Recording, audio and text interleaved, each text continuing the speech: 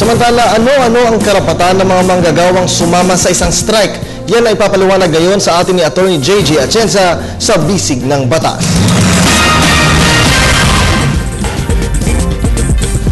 Isang interesanteng paksa po ngayong araw na ito. Ang mga manggagawa ba na sumama sa isang strike ay maaari pang makabalik sa kanilang trabaho? Dahil sa isang bargaining deadlock sa pagitan ng isang korporasyon at ng kanilang labor union, ang mga miyembro ng labor union ay nagsagawa ng isang strike.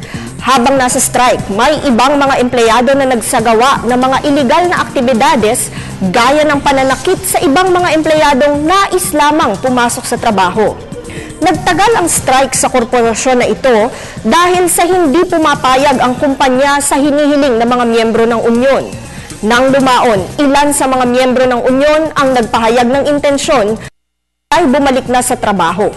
May karapatan ba ang korporasyon na hindi natanggapin sa trabaho ang mga sumama sa strike?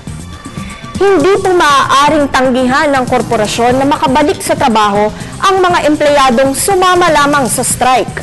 Ang mga sumama sa isang strike sa legal na parmaraan ay may karapatan na ma-reinstate sa kanilang dating posisyon matapos ang strike.